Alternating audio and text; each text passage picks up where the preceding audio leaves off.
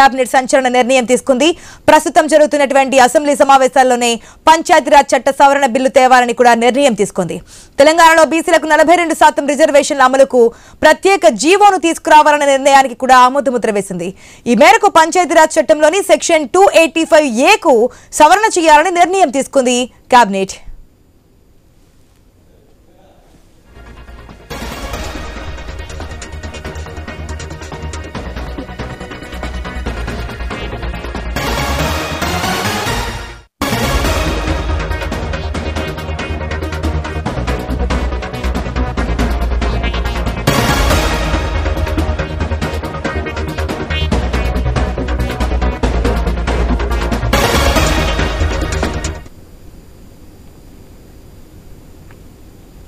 CM Revanth Reddy అధ్యక్షతన assembly committee హాల్లో మంత్రివర్గ సమావేశం జరిగింది. ప్రస్తుతం జరుగుతున్నటువంటి అసెంబ్లీ సమావేశాల్లోనే పంచాయతీరాజ్ చట్ట సవరణ బిల్లుకు ఆమోదం తెలపాలని నిర్ణయం తీసుకుంది. అయితే కాంగ్రెస్ ఎన్నికలకు ముందు కామారెడ్డి బీసీ రిజర్వేషన్ డిక్లరేషన్ పేరుతో రిజర్వేషన్లను 42% పెంచుతామని హామీ ఇచ్చింది. ఆ మేరకు కాంగ్రెస్ కులగణనను కూడా చేపట్టింది. ఆ తర్వాత బీసీలకు 42% రిజర్వేషన్లు కల్పిస్తూ అసెంబ్లీ ఆమోదించిన బిల్లును గవర్నర్ కు పంపారు. బిల్లును పరిశీలించిన గవర్నర్ మరింత సమీక్ష కోసం రాష్ట్రపతి ఆమోదానికి పంపారు. అది కూడా సాధ్యమయ్యే పరిస్థితి ఉండదన్న ప్రచారం ఉంది. దీంతో ఎన్నికల్లో విమర్శలు రాకుండా జాగ్రత్త పడినటువంటి సీఎం ఇవాళ కేబినెట్ సమావేశం నిర్వహించారు. ఈ సమావేశంలోనే రిజర్వేషన్ల పరిమితిని ఎత్తివేస్తూ నిర్ణయం తీసుకున్నారు. ఇప్పుడు లోకల్ ఎన్నికల్లో బీసీలకు 42% రిజర్వేషన్లు సాధ్యం అవుతుందే? ప్రభుత్వం జారీ చేసే ప్రత్యేక జీవోతో రిజర్వేషన్లు సాధ్యమా? జీవోపై ఎవరైనా కోర్టుకు వెళ్తే అప్పుడు పరిస్థితి ఏంటి? ప్రభుత్వం ఎలాంటి ఆలోచన చేసి ప్రత్యేక జీవోను తెస్తోంది అన్నది ఇప్పుడు చర్చనీయాంశంగా మారుతోంది.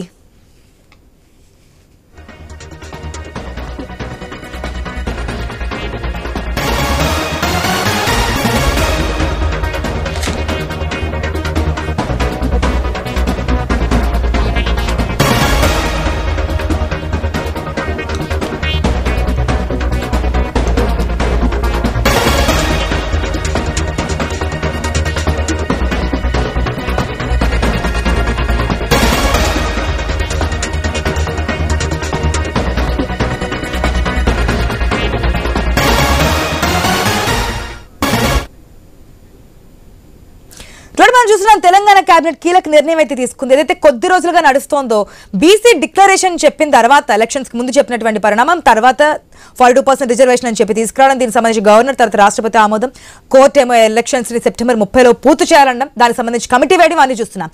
అయితే రిజర్వేషన్ల పరిమితిని తీసేయడం అనేది ఇప్పుడు ఏ విధంగా చూడొచ్చు, దీని ద్వారా సాధ్యం అవుతుందా అనేది ఇప్పుడు జరుగుతున్నటువంటి ప్రశ్న. మా ప్రతినిధి స్వామి సిద్ధంగా ఉన్నారు దీనికి సంబంధించి అప్డేట్స్ ఇవ్వడానికి. గుడ్ ఆఫ్టర్నూన్ స్వామి. ఈ 42% రిజర్వేషన్ అమలుకు ప్రత్యేక జీవో తీసుకురావడం మనం చూస్తున్నాం. కాకపోతే ఇది ఎంతవరకు ముందుకు వెళ్ళే అవకాశం ఉందనుకోవచ్చు? ఎందుకంటే ప్రతిపక్షాలు క్వశ్చన్ చేస్తూ ఉంటాయి, కోర్టుకు వెళ్తుంటారు, అడ్డుకునే ప్రయత్నాలు చేస్తుంటాయి. అటువంటి అడ్డంకులు ఏమైనా కలిగే అవకాశం ఉంటుందా? ఆశ రాష్ట్ర ప్రభుత్వం ఈ 42% రిజర్వేషన్ బీసీలకు అమలు చేయడం కోసం ఇప్పటికే గత కేబినెట్ సమావేశంలో దాన్ని ఆమోదించి గవర్నర్ వద్దకు పంపడం జరిగింది. గవర్నర్ దాన్ని లీగాలిటీ చెక్ చేయడం కోసం కేంద్ర ప్రభుత్వం నుండి అటార్నీ జనరల్ వద్దకు పంపారు. అది ఇంకా ఆమోదాన్ని నోచుకోలేదు. ఈ పరిస్థితిలోనే సెప్టెంబర్ 30వ తేదీలోపు లోకల్ బాడీ ఎలక్షన్స్ కంప్లీట్ చేయాలంటే బీసీలకు ఇచ్చినటువంటి కామారెడ్డి డిక్లరేషన్ ప్రకారం 42% రిజర్వేషన్ అమలు చేయడం కోసం రాష్ట్ర ప్రభుత్వం ప్రయత్నం చేస్తుంది. అందులో భాగంగానే ఇప్పుడు ఉన్నటువంటి చట్టాన్ని గత ఆర్డినెన్స్ ప్రకారమే 42% బీసీ రిజర్వేషన్ ఇవ్వడం కోసం చట్ట సవరణ చేస్తుంది. 50% సీలింగ్ని ఎత్తివేస్తూ చట్ట సవరణ చేసి ఆమోదిస్తే కనుక మొత్తం రిజర్వేషన్ల పరిమితి 69% వెళ్తుంది. దీన్ని లీగల్గా ఎలాంటి కాంప్లికేషన్ లేకుండా చూడాలని చెప్పేసి ప్రభుత్వం భావిస్తుంది. ఈ నేపథ్యంలో తాము బీసీల కోసం 42% రిజర్వేషన్ ఇవ్వడం కోసం ప్రయత్నం చేస్తున్నామని చెప్పి రాష్ట్ర ప్రభుత్వం చెప్పుకునే ప్రయత్నం చేసినప్పుడు కూడా లీగల్గా మరిన్ని కాంప్లికేషన్ వచ్చే అవకాశం కనబడుతుంది. గతంలో 2018 ఎలక్షన్స్ కంటే ముందుగానే అప్పుడు కేసీఆర్ సర్కార్ ఉన్న సమయంలో ఒకవైపు అప్పుడున్నటువంటి సర్పంచ్ సుధారెడ్డి వేసినటువంటి కేసు తోటి తెలంగాణలో 50% దాటి రిజర్వేషన్ అమలు అవుతున్నాయి. తెలంగాణలో ఎస్సీ ఎస్టీ బీసీ రిజర్వేషన్లు 50% కోటా లోపే అమలు కావాలి కాబట్టి ఆ మేరకు సుప్రీంకోర్టు వెళ్ళిన తర్వాత సుప్రీంకోర్టు ఆదేశం మేరకు రాష్ట్రంలో అప్పుడు కేసీఆర్ సర్కారు 34% ఉన్నటువంటి బీసీ రిజర్వేషన్లు 23%కి తగ్గించింది. దీంతో బీసీలకు అన్యాయం జరుగుతుందని చెప్పేసి పెద్ద ఎత్తున కూడా ఆందోళన రావడంతో కూడా కామారెడ్డి డిక్లరేషన్లో బీసీలకు మేము 42% రిజర్వేషన్ అమలు చేస్తాము, 1,00,000 కోట్లు ఖర్చు పెడతాము, ప్రతి బడ్జెట్ బడ్జెట్లో 20,000 కోట్లు ఖర్చు చేస్తామని చెప్పేసి కాంగ్రెస్ పార్టీ హామీ ఇచ్చింది. ఆ హామీ నేపథ్యంలోనే ఈసారి తెలంగాణలో ఈ 42% రిజర్వేషన్ అమలు చేయడం కోసం ఇప్పటికే కులగణన పూర్తి చేసి దీని మీద పూర్తి స్థాయిగా ఒక అధ్యయనం చేశారు. దీని మీద ఎక్స్పర్ట్స్ కమిటీ కూడా ఏర్పాటు చేయడం జరిగింది. లీగల్గా ఇబ్బంది రాకుండా ఉండడం కోసం ముందుకు వెళ్తున్నారు. తమిళనాడులో కనుక 9th షెడ్యూల్లో కనుక రిజర్వేషన్లు పెడితే రాజ్యాంగ సమీక్షకు లోబడి ఉంటుంది కాబట్టి ఇబ్బంది లేకుండా తమిళనాడులో ఏ విధంగా అమలు అవుతుందో ఆ విధంగా చేయాలని చెప్పేసి ప్రతిపక్షాలు కోరుతున్నప్పుడు కూడా రాష్ట్ర ప్రభుత్వం ఉన్నటువంటి 50% సీలింగ్ని ఎత్తివేస్తూ చట్టం చేసింది. ఈ చట్టం రేపు రానున్న రోజుల్లో కోర్టులో ఏ మేరకు నిలబడుతుందనేది కూడా కొంత క్వశ్చన్ మార్క్ ఉన్నప్పటికీ కూడా కర్ణాటక హైకోర్టులో గతంలో ఇచ్చినటువంటి కొన్ని తీర్పుల్ని రాష్ట్ర ప్రభుత్వం ఆధారంగా చేసుకొని ముందుకు వెళ్ళడం కోసం ప్రయత్నం చేస్తుంది. ఇందులో ప్రధానంగా ఒక బీసీలో కనుక లోకల్ బాడీ రిజర్వేషన్ పెంచుకోవాలనుకుంటే కనుక ఖచ్చితంగా దాని డెడికేషన్ కమిషన్ వేసి ఉండాలి. ఖచ్చితంగా ఎక్స్పర్ట్ కమిటీ నివేదికలు రావాలి. పూర్తిగా ట్రిపుల్ టెస్ట్ పాస్ అయి ఉంటే కనుక కొన్ని వెసులుబాట్లు ఇచ్చిన నేపథ్యంలో ఆ దిశగానే రాష్ట్ర ప్రభుత్వం ఆమోదించి ఇప్పుడు ఈ 42% రిజర్వేషన్ ఆమోదించడం కోసం ప్రయత్నం చేస్తూ ఉంది. ఇప్పటికే ఒకసారి ఆర్డినెన్స్ని ఆమోదించి గవర్నర్ వద్దకు పంపారు కాబట్టి రెండోసారి చట్టం చేసి గవర్నర్ వద్దకు పంపితే ఖచ్చితంగా గవర్నర్ దాని మీద ఏదో ఒక కన్సల్ట్ తన డీసెంట్ చెప్పాల్సి ఉంటుంది. ఖచ్చితంగా దాన్ని ఆమోదించడమా రిజెక్ట్ చేయడమా ఏదో ఒక అంశం పైన చెప్పాల్సి ఉంటుంది. కాబట్టి ఈ దిశగానే రాష్ట్ర ప్రభుత్వం ఆలోచించి ముందుకు పోతుంది.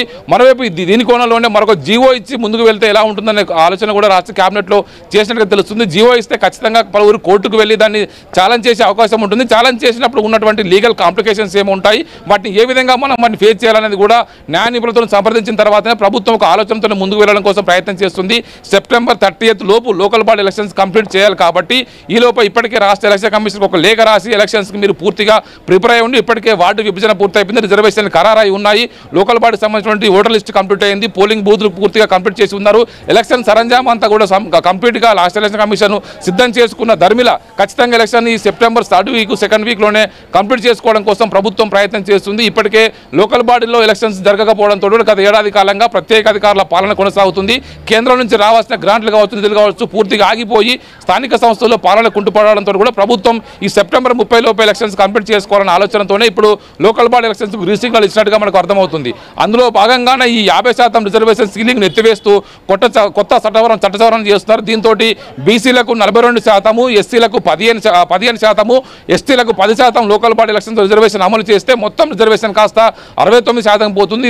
దీన్ని ఏ విధంగా అమలు చేయడం కోసం ప్రభుత్వం ఆలోచిస్తూ మల్లగురాలు పడుతుంది. అందుకోసమే ఇప్పుడు ఈ చట్ట సవరణ చేసి ముందుకు వెళ్తున్నారు. ఈసారి గవర్నర్ దాని విషయంలో ఎలా రియాక్ట్ అవుతారో కూడా కొంత తెలియాల్సి ఉంది. దీంతో ప్రభుత్వం కాస్త కొత్త జీవో ద్వారా ముందుకు వెళ్ళడం కోసం కూడా ప్రత్యామ్నాయ ఆలోచన కూడా చేస్తున్నట్టు తెలుస్తుంది. మొత్తానికైతే సెప్టెంబర్లో లోకల్ బాడీ ఎలక్షన్స్ కంప్లీట్ చేయడం కోసం తమ ముందున్నటువంటి అన్ని రకాల ప్రత్యామ్నాయాలు కూడా ప్రభుత్వం లీగాలిటీలు కూడా అన్ని కూడా ఆలోచించి ముందుకు వెళ్ళడం కోసం ప్రయత్నం చేస్తుంది. ఒకవేళ లీగల్గా సిద్ధం కాకపోతే దానికి సంబంధించి వెసులుబాటు లేకపోతే కనుక పార్టీ పరంగానే మేము 42% రిజర్వేషన్ ఇచ్చి ముందుకు వెళ్తామని చెప్పేసి కాంగ్రెస్ పార్టీ ఒకవైపు చెప్పుకుంటున్నప్పటికీ కూడా ఒకవైపు ఇటు బీఆర్ఎస్ బీజేపీ రెండు కూడా ఒకవైపు కాంగ్రెస్ పైన మరింత ఒత్తిడి పెంచే అవకాశం కనబడుతుంది. మరోవైపు ఇటు ఎమ్మెల్సీ కవిత లాంటి వాళ్ళు తమ జాగృతి సంస్థ ద్వారా బీసీలకు 42% రిజర్వేషన్ అమలు చేసిన తర్వాతనే ఎలక్షన్స్కి వెళ్ళాలని చెప్పేసి డిమాండ్ చేస్తున్న కోణంలో ఒకవైపు ఇప్పుడు రాష్ట్ర ప్రభుత్వం అన్ని రకాల అంశాలను సమగ్రంగా పరిశీలించిన తర్వాతనే ఈ రిజర్వేషన్ కోటాను 50% ఎత్తేసి దీన్ని చట్ట సవరణ చేసి ముందుకు వెళ్ళాలని అయితే భావిస్తూ ఉన్నది ఆశ. Right Swami, thanks for the update. Yes, మనం మొత్తంగా చూసుకుంటే కనుక ఈ 42% రిజర్వేషన్ కి లైన్ క్లియర్ అయిందా అనే ఒక పెద్ద డౌట్ అయితే వస్తుంది. ఒకవేళ జీవో తీసుకొస్తే కనుక దానికి ఉన్నటువంటి అడ్డంకులు ఏంటి, చట్టపరంగా ఎదుర్కోవాల్సిన సవాళ్ళు ఏంటి, ఇవన్నీ కూడా వినిపిస్తున్నాయి. మనతో పాటు మిట్టా నరసయ్య గౌడ్ గారు ఉన్నారు కాంగ్రెస్ పార్టీ నుంచి. Good afternoon sir. Good afternoon madam. ఏదైతే డిక్లరేషన్ ఇచ్చారు, ఎలక్షన్స్లో గెలిచారు, ప్రతిపక్ష పార్టీలు క్వశ్చన్ చేస్తూనే ఉన్నాయి మీరు ఇచ్చిన హామీలు అమలు చేయాలని. దాంట్లో భాగంగానే 42% రిజర్వేషన్స్ ఇచ్చే స్థానిక సంస్థల ఎలక్షన్స్కి వెళ్తామని చెప్పారు. కోర్టు కూడా September 30th లోపు చేయాలంటున్నారు. ఎందుకంటే ఉన్నతాధికారుల పర్యవేక్షణ సాగుతోంది, అన్ని కూడా అడ్డంకులు కలుగుతూ ఉన్నాయి కాబట్టి 30వ తేదీలోపు పూర్తి చేయాల్సిందే లోకల్ బాడీ ఎలక్షన్స్ అని. సో ఇప్పుడు ఈ 42% రిజర్వేషన్ సంగతి ఏంటి? ఒకవేళ నిజంగానే పంచాయత్ చట్టంలోని సెక్షన్ 285A తీసుకొస్తే కనుక లైన్ క్లియర్ అయినట్టేనా? వాయిస్ క్లియర్ ఉందండి? క్లియర్ గానే ఉంది, చెప్పండి. ముందుగా మీకు ప్యానెల్ ఉన్న పెద్దలకు వ్యూవర్స్కు నమస్కారం. ఇప్పుడు మేము ఆల్రెడీ 42% రిజర్వేషన్ బీసీలకు ఇస్తామని వాగ్దానం చేసినాం. దాని విషయంలో ఎంత దూరం వెళ్లాలనో అన్ని చేసుకుంటూ వస్తా ఉన్నాం. అయితే ఇలా కీలకమైన విషయం ఏంటంటే ఈ బీసీలకు రాజ్యాంగ పరంగా చేయవలసింది ఇప్పుడు సెంట్రల్లో బీజేపీ ఉంది కాబట్టి వాళ్ళు బిల్లు పెట్టి అక్కడ ఆమోదిస్తే క్లియర్ అయిపోతుంది. మేము ఆల్రెడీ ఇక్కడ చేయవలసిన తతంగం అంతా చేసినాం, బీజేపీ వాళ్ళకు కూడా పంపించినాం. బీజేపీ వాళ్ళు కూడా అసెంబ్లీలో మాకు మద్దతు ఇచ్చింది. ఎందుకంటే ఏకగ్రీవం చేసినాం కాబట్టి వాళ్ళ మీద బాధ్యత ఉంది. ఒకవేళ వాళ్ళు ఆ రోజే కనుక వ్యతిరేకిస్తే వాళ్ళ మీద మేము బాధ్యత పెట్టే వాళ్ళం కూడా కాదు కదా. ఆ రోజు బీఆర్ఎస్, బీజేపీ, ఎంఐఎం ఎన్ని పార్టీలు అన్ని పార్టీలు కూడా ఆ చట్టానికి మద్దతు ఇచ్చింది. కాబట్టి వాళ్ళు చేయాలి. అక్కడ మద్దతు ఇచ్చి ఇక్కడ ఢిల్లీలో ఏంటంటే ఢిల్లీలో నై అంటూరు, హైదరాబాద్ లో సై అంటూరు. ఇది తప్పుడు వ్యవహారం అన్నమాట. ఇది ఎక్స్పోజ్ అవుతా ఉంది. రెండో కీలకమైన విషయం ఏంటంటే మేము మొదటి నుండి కూడా చెప్తాం, ఇది ఎంత దూరం వెళ్ళింది అంటే రాహుల్ గాంధీ గారు, రేవంత్ రెడ్డి గారు ఇచ్చినటువంటి ఈ వాగ్దానం 42% బీసీలకు రిజర్వేషన్ అనే వాగ్దానము దేశవ్యాప్తంగా భారతీయ జనతా పార్టీ కులగణన చేసేంత వరకు వెళ్ళింది. అంటే బీసీలకు 42% రిజర్వేషన్ అనేది ఈ రోజు మోకాలు అడ్డు పెట్టినా రేపు మోకాలు అడ్డు పెట్టే అవకాశమే లేదు. ఎందుకంటే వాళ్ళ మెటబాలిజాన్ని మార్చి మెడలు వంచి ఇలా కులగణనకు సై అనిపించినాం. కాబట్టి ఖచ్చితంగా వస్తుంది. ఇక్కడ 40% రిజర్వేషన్ సంబంధించి నర్సగౌడ్ గారు 100% ఆల్రెడీ మేము చట్టాలు పంపించినాం. తర్వాత గవర్నర్ కు అది ఆర్డినెన్స్ కూడా పంపిస్తే వాళ్ళు అక్కడే తుక్కిపట్టారు. ఇప్పుడు ఈ జీవో కూడా ఖచ్చితంగా 285 సబ్జెక్ట్ ఏ ప్రకారం జీవో కూడా మేము ఖచ్చితంగా రిలీజ్ చేస్తాం. ఎందుకు చేయాల్సి వస్తుంది ఇంత పగడ్బందీ అంటే 30వ తారీఖు అంటే వచ్చే 30వ తారీఖు లోపల ఖచ్చితంగా లోకల్ బాడీస్ ఎన్నికలు క్లోజ్ చేయమని హైకోర్టు ఆర్డర్ వేసింది. వాస్తవం హైకోర్టు ఆర్డర్ వేయడమే కాకుండా ఎన్ని రోజులని ఈ లోకల్ పార్టీస్ కు సర్పంచ్లు ఎంపీలు లేకుండా ఉంటే నిధులు రావు సెంట్రల్ గవర్నమెంట్ నుంచి. కాబట్టి ఆ కోణంలో కూడా గవర్నమెంట్ చిత్తశుద్ధితోటి 30వ తారీఖు వచ్చే 30వ తారీఖు లోపల ఎన్నికలు చేయాలంటుంది. తర్వాత జీవో కూడా రిలీజ్ చేయాలని చూస్తా ఉంది. ఖచ్చితంగా రిలీజ్ చేస్తాం. ఆ తర్వాత ఎవరు మోకాలు అడ్డుతారు అనేది ప్రపంచం అంటే తెలంగాణ ప్రజలందరికీ తెలుస్తుంది కదా. ఎవరు కోర్టులు పోతారు, ఎవరు అడ్డంకులు సృష్టిస్తారు. ఇప్పుడు మనకు స్పష్టంగా ఆల్రెడీ దొంగలు ఎవరో తెలిసిపోయింది. ఇక్కడ అసెంబ్లీలో సై అని, ఢిల్లీలో నై అన్నటువంటి పెద్ద మనుషులు ఎవరో స్పష్టంగా తెలిసిపోయింది కదా. మరి అదే నై అనేది అసెంబ్లీలో నై అంటే అప్పుడు తెలుస్తున్నాయి వాళ్ళకి. కాబట్టి ఒక నిమిషం, పార్టీ పరంగా మీరు చేసేది కరెక్టే అంటున్నారు, దీనికి అడ్డంకులే ఉండకుండా ముందుకెళ్తామంటున్నారు. కానీ న్యాయపరంగా కొన్ని ఇబ్బందులు ఎదురవ్వచ్చు జీవో తీసుకొచ్చిన తర్వాత తీసుకురాకుండా. ఒకవేళ కోర్టుల్లో ఏదైనా అడ్డు కలిగించడానికి ప్రయత్నాలు చేస్తే మళ్ళీ ఏ విధమైన అడ్డంకులు వస్తాయనేది కూడా మాట్లాడదాం. మనతో పాటు రామ్మోహన్ రావు గారు అడిగారు. గుడ్ ఆఫ్టర్నూన్ రామ్మోహన్ రావు గారు. ఈ పంచాయతీరాజ్ చట్టంలోని 285A సవరణ తీసుకొస్తే గనక ఏ అడ్డంకులు ఉండవు రిజర్వేషన్స్ కి అంటున్నారు. ఆ పరిమితి కూడా పెరిగిపోతోంది. ఇంకా అడ్డంకులు ఉండవు, చేసుకుని ముందుకెళ్తాము. సెప్టెంబర్ 30వ తేదీలోపు ఏదైతే ఎలక్షన్స్ కంప్లీట్ చేయాలని కోర్టు చెప్పిందో దాని ప్రకారం ముందుకెళ్తాము అంటున్నారు. కానీ న్యాయపరంగా ఉన్నటువంటి చిక్కులు ఏమనుకోవచ్చు? ఆశ గారు, మీకు నర్సయ్య గౌడ్ గారికి నమస్కారం. రెండు విషయాలు మనం మాట్లాడుకోవాలి. ఒకటి, లీగల్ గా ఆ చట్టం ఎందుకు తీసుకురావాల్సి వచ్చింది అనే నేపథ్యం అర్థం చేసుకుంటే మనం లీగల్ గా ఏ చిక్కులు వస్తే అర్థం చేసుకోవచ్చు.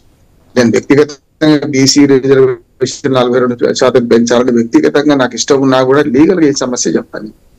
మొట్టమొదటిది 2013లో హైకోర్టు ఉమ్మడి ఆంధ్రప్రదేశ్ లో ఒక తీర్పు ఇచ్చింది. ఏమనంటే అంతకుముందే యాక్చువల్ గా 50% సీలింగ్ దాటవద్దు ఏ రిజర్వేషన్లు కూడా అని చెప్పి 34% ఉన్న బీసీ రిజర్వేషన్ తగ్గించడానికి ప్రధానమైన కారణం ఏంటంటే 2013లో ఆనాటి హైకోర్టు ఉమ్మడి ఆంధ్రప్రదేశ్ లో కిరణ్ కుమార్ రెడ్డి గారు ఉన్నప్పుడు వారు ఒక విజ్ఞాపన చేసి 2013లో మనకు తెలంగాణ రాకముందే పంచాయతీ ఎలక్షన్ జరిగినాయి, మనకు సర్పంచ్ ఎలక్షన్ ఇవన్నీ కూడా. అప్పుడు ఏమన్నదంటే తీరా నోటిఫికేషన్ ఇచ్చిన తర్వాత మీరు రద్దు చేస్తే కష్టము, ఈ ఒక్కసారి అనుమతించండి అని కిరణ్ కుమార్ రెడ్డి గారి ప్రభుత్వం ఆనాడు హైకోర్టుకు విన్నవిస్తే ఉమ్మడి ఆంధ్రప్రదేశ్ హైకోర్టు ఈ ఒక్కసారికి నోటిఫికేషన్ వస్తుంది కనుక మేము అనుమతిస్తున్నాం, వచ్చేసారి 80% ఇచ్చేది ఎక్కువ మంచి కండిషన్ పర్మిషన్ ఇచ్చేది. 2018లో కూడా అప్పుడు కేసీఆర్ గవర్నమెంట్ మళ్ళీ కోర్టు పోయింది. పోతే సమస్య లేదు, ఉమ్మడి హైకోర్టు ఇచ్చిన తీర్పు ఉన్నది, అప్పటికి ఉమ్మడి హైకోర్టుగా కొనసాగుతుంది. ఏది హైకోర్టుగా విభజన కాలే 2019కి. అప్పుడు ఏమన్నారంటే సమస్య లేదు, మీరు ఎట్టి పరిస్థితుల్లో ఆనాడు కోర్టు తీర్పును పాటించాల్సిందే, మీరు చట్టం చేసుకుంటారో ఏం చేసుకుంటారో చేయండి అని చెప్పాను. నేను 2018 మన పంచాయతీరాజ్ చట్టం రూపకల్పనలో మన అప్పటి టిఎస్ పార్టీలో నేను భాగస్వామి అంటున్నాను. ఎందుకంటే వర్క్షాప్ 4 రోజులు వర్క్షాప్ లో ఉన్నాను. ఆనాడు తప్పనిసరి 2018 పంచాయతీరాజ్ చట్టం తీసుకురావాల్సి వచ్చింది. అందుకని ఏమంటున్నాడు, అప్పుడు ఏమైంది 18% ఎస్సీలకు 10% ఎస్టీలకు రిజర్వేషన్ పోగా మిగిలినవి 22% మిగిలినాయి బీసీలకు. కనుక 50% సీలింగ్ దాటంటే 22% కలిపి 50% లోపే రిజర్వేషన్లు ఖరారు చేసుకుంటూ ఆనాడు చట్టంలో పేర్కొన్నాం. ఇప్పుడు ఆ చట్టం మార్చాలంటే సీలింగ్ అట్లా ఉంది కదా. ఇప్పుడు పైనుంచి ఏదైతే సుప్రీంకోర్టు తీర్పు ఏదైందో 50% క్యాప్ ఉందో అప్పుడు ఉంది ఇప్పుడు ఉంది అంటున్నాను. ఒకవేళ జీవో తీసుకొస్తే ఆ జీవోను ఎవరైనా ఛాలెంజ్ చేస్తే కొట్టివేయబడుతుంది. జీవోనే కాదు, గతంలో తమిళనాడు గవర్నమెంట్ 2 సార్లు ఆర్డినెన్స్ తీసుకుని ఆర్డినెన్స్ కొట్టేస్తేనే కదా పీవీనరసింహ హయాంలో జయలలిత గారు ముఖ్యమంత్రిగా ఉన్నప్పుడు కేంద్ర ప్రభుత్వం విజ్ఞప్తి చేసి అయ్యా మేము 2 సార్లు జీవో మన ఆర్డినెన్స్ జారీ చేసినాం, అది తమిళనాడు హైకోర్టు కొట్టేసింది, మీరు ఇప్పటికైనా సరే 9th షెడ్యూల్ చేర్చమంటే 9th షెడ్యూల్ చేర్చిండ్రు. ఇప్పుడైనా సరే నర్సయ్య గౌడ్ గారితో ఒకటి ఏకీపిస్తున్నాను, అసెంబ్లీ సాక్షిగా బీఆర్ఎస్ పక్కన పెట్టి ఇంకా ప్రతిపక్షం వాళ్ళు ఎంతసేపు కాంగ్రెస్ వ్యతిరేకంగా ఉంటారు అనుకోవచ్చు, కానీ ఎవరైతే బీజేపీ కూడా 8 మంది ఎమ్మెల్యేలు ఇక్కడ మద్దతు చేసి సన్నాయి నొక్కుతున్నారు అక్కడికి వెళ్ళి, కానీ బీఆర్ఎస్ కానీ ఇక్కడనేమో అసెంబ్లీ సాక్షిగానేమో మద్దతు చేసిండ్రు బీసీల ఓట్లు కావాలి.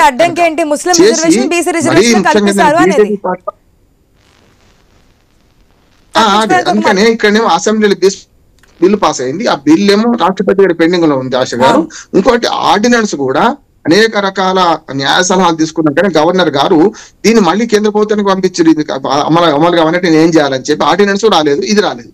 మూడోది ఒకటే అవకాశం, రేవంత్ రెడ్డి గారు మొదటి నుంచి అంటున్న అవకాశం ఒకటే ఉన్నది, పార్టీ పరంగా రిజర్వేషన్లు ఇచ్చుకోవచ్చు, దీనిలో అభ్యంతరం ఉండదు. ఒకవేళ 2018 చట్టంలో సవరణ చేసినా, చట్టం సవరణ చేస్తే ఉంటది మళ్ళీ జీవో ఇష్యూ చేయాలి, ఆ జీవో ఇష్యూ చేసినా ఆర్డినెన్స్ చేసినా జీవోనేమో రాష్ట్ర ప్రభుత్వం ఇష్యూ చేయొచ్చు, ఆర్డినెన్స్ ఏమో గవర్నర్ చేయాలి, కనుక అది సాధ్యం కాని ముచ్చట తేలిపోయింది కదా. ఇప్పుడు ఒకవేళ జీవో ఇష్యూ చేసినా ఎవరొక్కరు కోర్టుకు పోయినారు, నేను ఉద్దేశించిన పార్టీలు పక్కన పెట్టండి, 4 కోట్ల మంది ప్రజలనైతే ఆపలేం కదా, ఎవరైనా పోతుంటారు రేపు పొద్దున.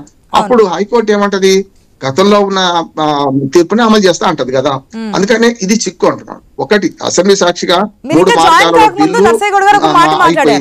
మేము 42% రిజర్వేషన్ ఇవ్వడానికి ముందుకెళ్తున్నాము, అడ్డంకులన్నీ తొలగించుకొని ముందుకెళ్తున్నాము, ఆఖరికి ఆ పరిమితిని కూడా తొలగించడానికి తీసుకొస్తున్నాము. ఒకవేళ ఇప్పుడు ఏమైనా అడ్డుకుంటే కనుక ప్రజలు చూస్తా ఉంటారు. మిగిలింది అదే కాదమ్మా, నేను ఏమంటున్నానంటే ఒక మాట చెప్తాను. ఇప్పుడు బీసీల భుజాల మీద తుపాకులు పెట్టి 3 పార్టీలు పెంచుకుంటున్నాయి. నేను స్పష్టంగా చెప్తున్నాను, కామారెడ్డి డిక్లరేషన్ అనేది ఇట్ సెల్ఫ్ రాంగ్. ఎందుకు రాంగ్ అంటే మీరు అడవి కానీ హామీ ఇచ్చారు, ఆనాడు ఇచ్చేటప్పుడు రెండు హామీలు ఉన్నాయి. 41% రిజర్వేషన్ పంచాయతీరాజ్ వ్యవస్థలే కాదు, అంటే panchayati member, sarpanch, MPTC, ZPTC వీటిలో కాదు. ఇంకో రెండోది కూడా ఏముందంటే మీకు ఉద్యోగ రిజర్వేషన్ చాలా కష్టం. దేశవ్యాప్తంగా మండల కమిషన్ రిపోర్ట్ మీదే మంటలు రేగినాయి. ఆ తర్వాత అప్పట్లో మండల కమిషన్ నివేదిక ప్రకారమే 50% కంటే ఎక్కువ మంది బీసీలు ఉన్నా కూడా మొత్తం రిజర్వేషన్ ఇవ్వలేకపోతున్నాం. కేవలం 27%, మిగిలిన 27 ఇచ్చారు. ఇప్పుడు చూడండి, విద్యా ఉద్యోగాలలో 27% రిజర్వేషన్ అమలు అవుతుంది. అక్కడ ఏమైందంటే ఎస్సీ ఎస్టీ రిజర్వేషన్ ఎస్సీకి 15, 8% ఏమో ఎస్టీకి ఉన్నది కనుక ఆ మిగతా 27% రిజర్వేషన్లు బీసీలకు ఉద్యోగాలు విద్యార్థులకు అది మన విద్యా సంస్థలు ఇచ్చారు. అది కంటిన్యూ అవుతుంది. ఆ 27, 42 కావాలంటున్నారు. ఇప్పుడున్న 22% బీసీలకు ఉన్న రిజర్వేషన్లు పంచాయతీరాజ్ వ్యవస్థలో 42 కావాలంటున్నారు. ఇది అలవి కానీ హామీ అంటున్నాను నేను. అంటే ఇది సాధ్యాసాధ్యాలు ఆలోచించుకుంటే ఇచ్చిండు. ఇప్పుడు రామ్మోహన్ రావు గారు జీవో ఇష్యూ చేస్తుండొచ్చు, కానీ చెల్లదు అంటున్నాడు. లీగల్ గా చెల్లదు. నేను న్యాయవాది చెప్తాను చెల్లదు. ఎందుకు చెల్లదు అంటే రేపు పొద్దున ఎవరైనా కోర్టుకు ఒక మాట చెప్తున్నాను, పార్టీలను బ్లాక్ మెయిల్ చేయొచ్చు మనం, ఎందుకంటే మీకు బీసీల ఓట్లు కావాలా మీకు లేవా అని అనొచ్చు.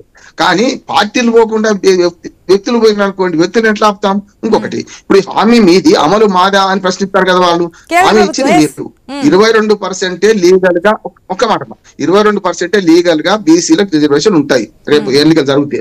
ఆ 22 పోగా మిగతా మీరు ఇచ్చుకుంటే అదే సీట్ లో మాడు రెడ్డిని పెట్టొచ్చు, ఇంకొక ఓసీని పెట్టొచ్చు. అప్పుడు మిమ్మల్ని మీరు ఎట్లా ఆపుతారు? పోనీ పార్టీలను ఆపుతారు. పార్టీ పరంగా టికెట్లు మాత్రం బీసీలకు ఇస్తారు అనుకుందాం. ఒక ఆయన ఇండిపెండెంట్ గా ఇస్తారు రేపు పొద్దున బీసీ కాకుండా ఆ సీట్లలో.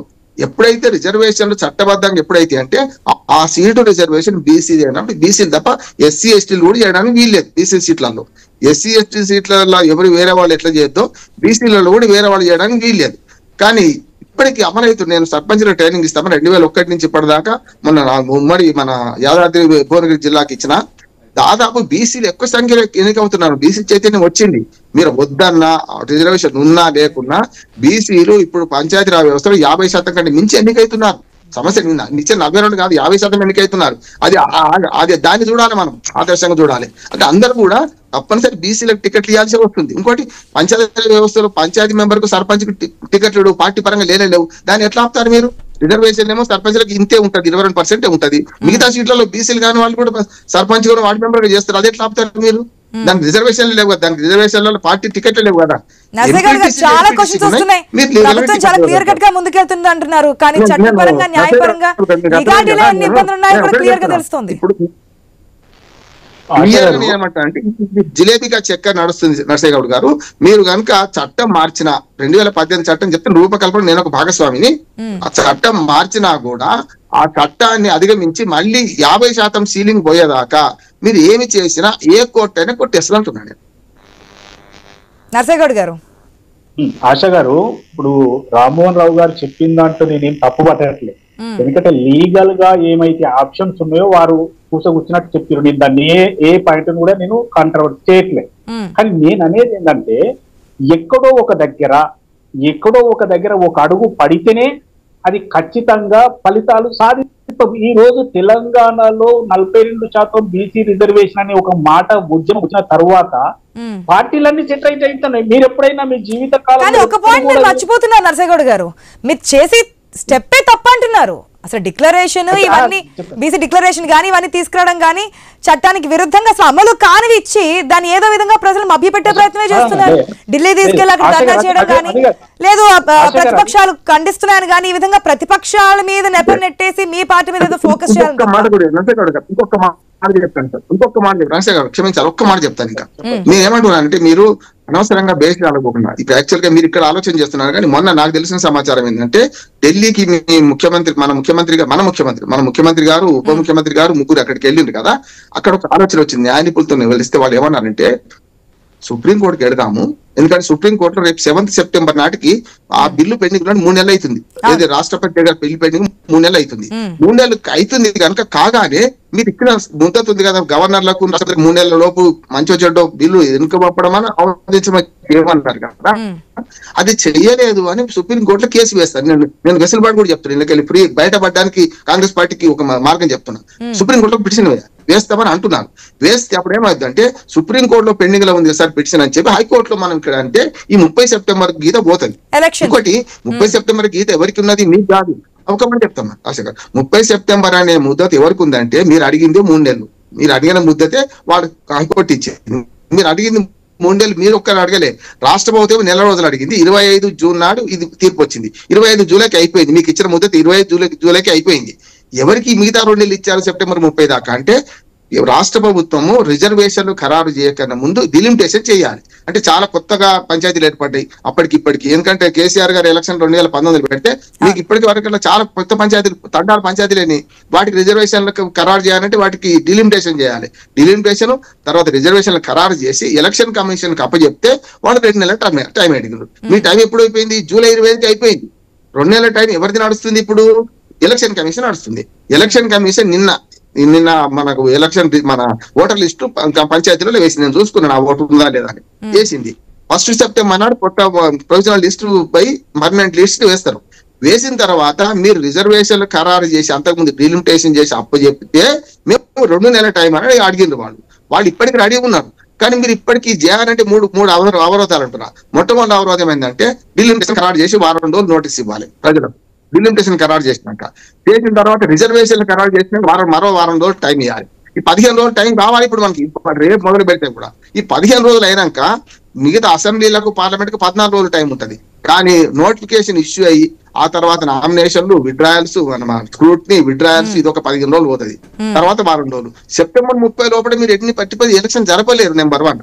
రెండోది సెప్టెంబర్ 30 వరకు బతుకమ్మ పండుగలు వస్తున్నాయి తెలంగాణలో. చూడండి బతుకమ్మ పండుగ తర్వాత 2 అక్టోబర్ దసరా వస్తుంది. మళ్ళీ సత్య 22 తారీఖు దీపావళి వస్తుంది. అక్టోబర్ 22 దాకా రేపు వచ్చే 15 21 తారీఖు నుంచి వరుసగా పండుగలే ఉన్నాయి.